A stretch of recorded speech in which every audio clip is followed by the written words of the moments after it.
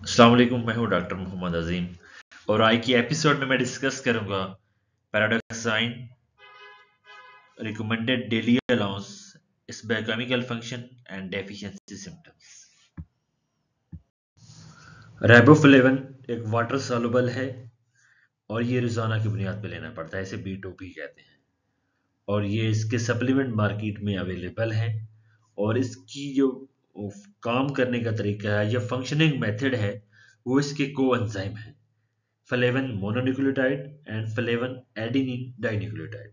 ये दोनों जो हैं एक तो फूड को एनर्जी में कन्वर्ट करते हैं, दूसरा सेलुलर रेस्पिरेशन जिसमें ऑर्गेनिज्म ऑक्सीजन को यूज करते हुए फूड को एनर्जी में कन्वर्ट करके सेलों को एनर्जी प्रोवाइड करते हैं, और उसके अलावा ऐसी प्रोटीन बनाता है जो कि फॉरेन बॉडी के साथ मुकाबला करते हैं और मजीद ग्रोथ और डेवलपमेंट के लिए भी यूज होता है। कोएंजाइम जो है, इसका coenzyme form different other vitamin जो हैं जिसमें नायसिन है, B6 है, फोलेट है, उनकी मेटाबॉलिज्म में अहम किरदार अदा करता है।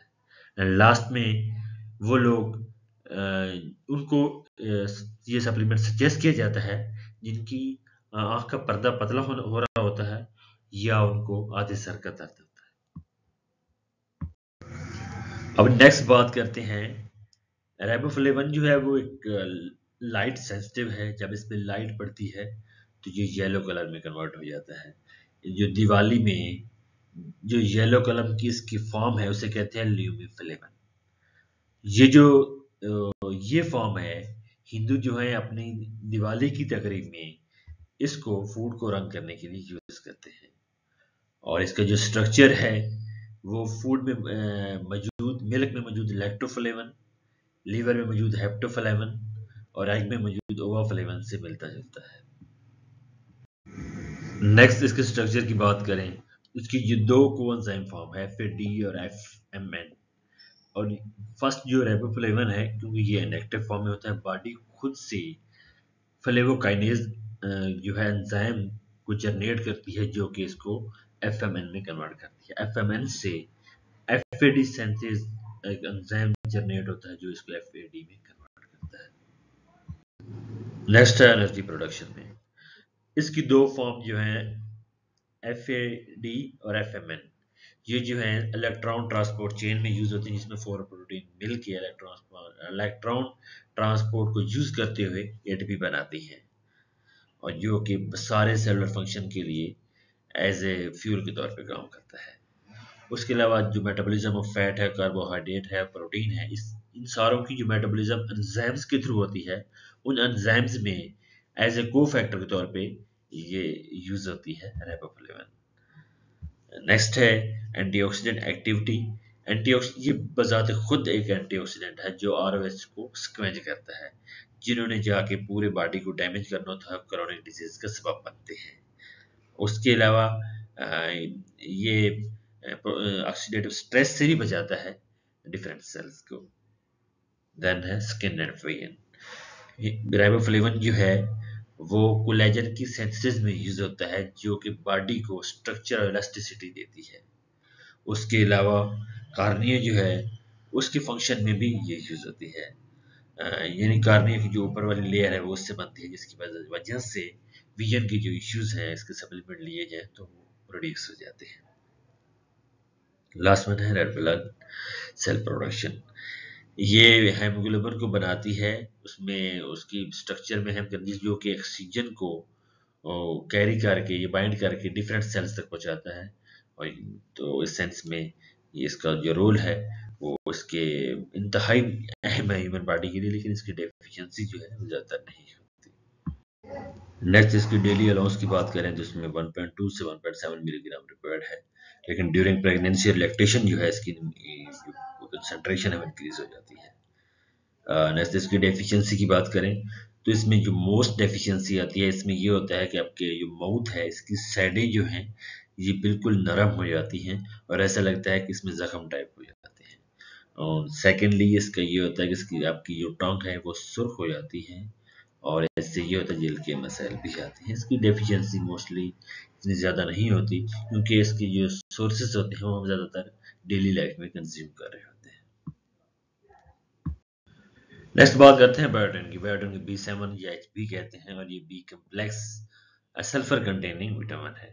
और एक साइंटिस्ट था जिसका नाम बॉयस था, उसने ये एक्सपेरिमेंट किया। उसने जो कच्चे अंडे थे वो डिफरेंट रैट्स को खिलाया और देखा कि उनको जल्द दिमागी मसाइल और उनकी जो ग्रोथ थी वो रिटार्ड थी एज कम्पेयर टू कंट्रोल जिसको उन्होंने नहीं खिलाया था। फिर उसने इनको कोक्ड फॉर्म में खिलाया तो उसके जो असरात थे रास से वो बिल्कुल उल्ट थे। अब बात करते हैं इसकी केमिस्ट्री की। केमिस्ट्री ये मोनो कार्बोक्सिलिक एसिड है जिसमें दो रिंग जो होते हैं एमिडाजोल और थायामीन, ये दोनों मिले होते हैं थ्रू वैलेरिक एसिड की। नेक्स्ट बात करते हैं बायोकेमिकल फंक्शंस की।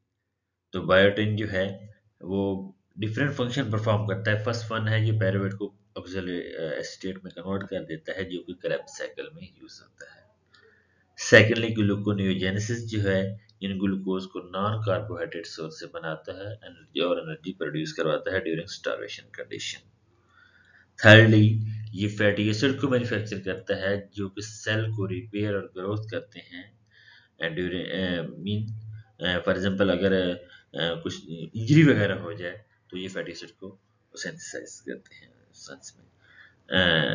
देन ये डिफरेंट करीमे जो है ये शैम्पूज जो हैं वहाँ बायोटिन जो है वो यूज होता है एज ए सप्लीमेंट के तौर पे। एंड फाइनली ये मेटाबॉलिज्म को तेज करता है जिसकी वजह से ब्लड ग्लूकोज लेवल जो है वो मेंटेन रहता है। नेक्स्ट बात करते हैं रिकमेंडेड डेली अलाउंस की। तो ये 100 से 300 मिलीग्राम के राउंड अबाउट चाहिए होता है। अब डाइटरी सोर्सेज की बात करें, इसके प्लांट और एनिमल दोनों सोर्सेज हैं। और डेफिशिएंसी में anaemia, loss of appetite, nausea, skin के इशू, डिप्रेशन, वीएन यानी बहुत से मसाइल आते हैं। लेकिन इसके मसाइल इतने ज़्यादा नहीं आते क्योंकि ये वाली जो डाइट है जिनसे इसकी मीन हम लेते हैं जिसमें प्लांट और एनिमल सोर्सेज हम रोज़ाना की बुनियाद पर ले रहे थे, इसकी डेफिशिएंसी नहीं आती। लेकिन उस सूरत में आती है जब हम ड्रग लंबे अरसे तक यूज़ करें। और सेकेंडली अगर हम एग जो हैं रॉ एग यूज़ करें तो रॉ क्योंकि जब हम ड्रग लंबे अरसे तक यूज़ करते हैं तो उसमें ये होता है गट माइक्रोबियोटा जो है वो डैमेज हो जाता है जिसकी वजह डेफिशिएंसी आती है। सेकेंडली जो अगर रॉ एग लंबे अरसे तक यूज़ करें तो उसमें राग में ग्लाइकोप्रोटीन होती है जो कि इसको बाइंड कर लेती है बायोटिन को और इंटेस्टाइन में ऑब्जर्व नहीं हो पाता। तो 20 एग जो हैं राय अगर एक दिन में कंज्यूम किए जाएं तो उससे बायोटिन की डेफिशिएंसी हो सकती है। इसलिए जो रॉ एग हैं या मीन आमलेट जो है वो इसमें आमलेट में और भी इश्यूज होते हैं जिसमें सल्मोनेला बैक्टीरिया होता है और वो इंटेस्टाइनल इश्यूज क्रिएट करता है। तो कहने की बात ये हुई कि अंडों को प्रॉपर पका के खाना चाहिए।